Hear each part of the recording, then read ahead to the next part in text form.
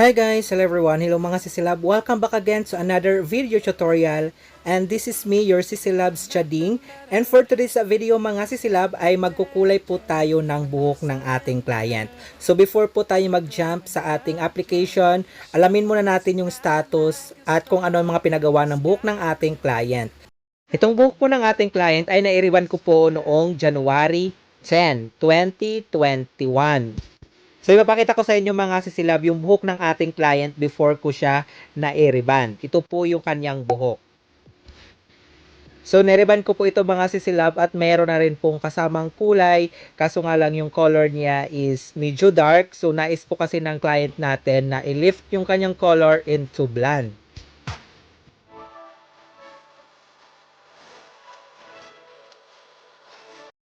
At disclaimer lang mga sisilab, kinulayan ko ulit ang kanyang buhok nitong March. So ngayon ko lang po na-edit yung video na ito.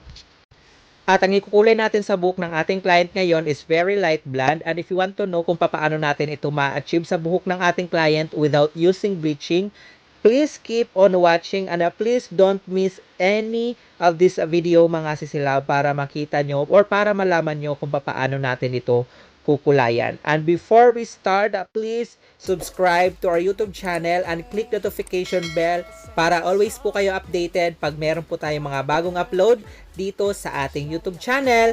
And kung interesado ka na at excited ka na, let's get started! You be my B, I'll be your J, yeah. We'll be so dangerous in love, girl. No one ugly allowed.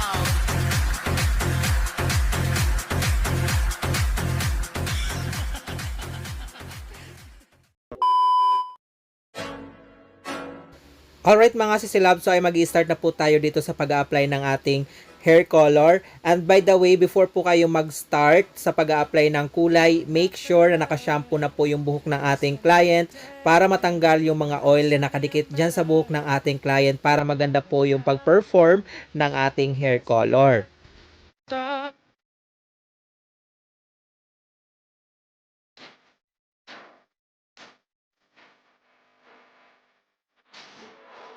So sa pag-a-apply naman po ng hair color, 1 inch or half inch away from the scalp po muna ang ating application.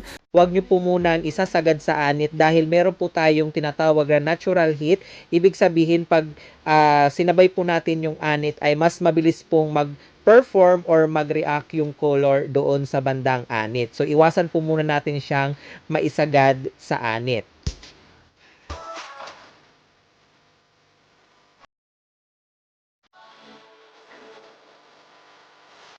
Siya nga po pala mga sisilab, nasabi ko sa inyo kanina na ang i-achieve natin na color is very light blonde. So ang ginawa ko po is nag-adjust muna ako ng color pataas. Ang ginamit ko po na color is super light blonde para mas ma-achieve talaga natin yung kulay natin. At ang ginamit ko na oxidizing sa kanya, since ang buhok ng ating client is rebonded, so gumamit lang po ako ng 9% para maiwasan po natin na mag-dry or mag-rubberize yung buhok ng ating client. At ang ating pong mixing ratio ng ating hair colorant at oxidizing cream is 1:1.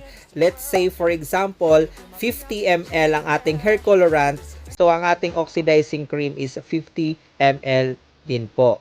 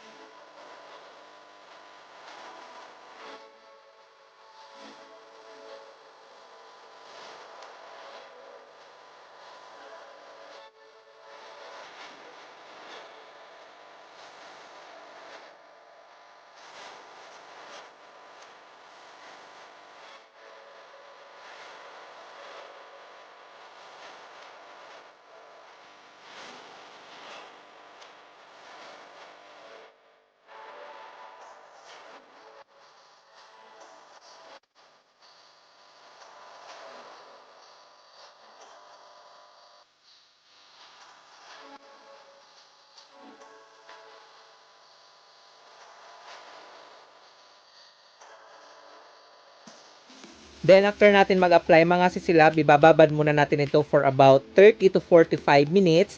Then i-check po natin at babalikan natin siya para ma-retouch naman yung nasa pinaka-roots ng ating buhok na hindi natin na-applyan kanina.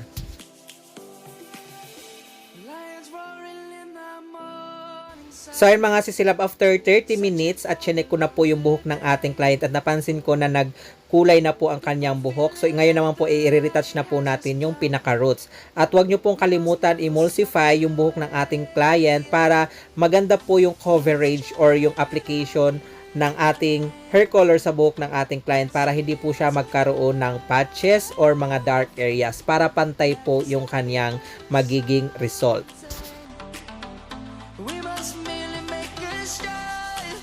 Then after natin siyang ma-retouch mga sisilab kasama yung pinaka-roots, ibababad naman natin yan for about 15 to 20 minutes. Then pag once na nakita na natin na nag-react na or nakulayan ng pinaka-roots, ay babanlawan na po natin siya, isa-shampoo natin siya at mag-apply po tayo ng kahit anong treatment na meron po tayong available.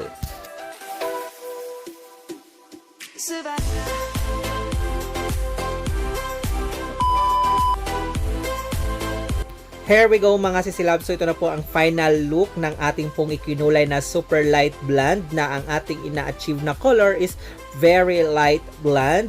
At ano po ang inyong masasabi? Comment your thought below. At sana po ay nagustuhan nyo po ang video ito at nakakuha kayo ng mga tips and ideas and technique kung paano po tayo mag-color ng mga ganitong color na hindi po kinakailangan na gumamit ng hair bleaching. At kung meron pa po kayong mga other suggestions and recommendations, feel free to drop a comment below and please give this a thumbs up kung nagustuhan nyo po ang video ito. Pwede nyo pong i-share sa inyong mga friends and don't forget to subscribe to our YouTube channel.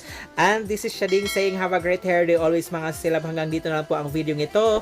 Maraming salamat po and till next video. Bye!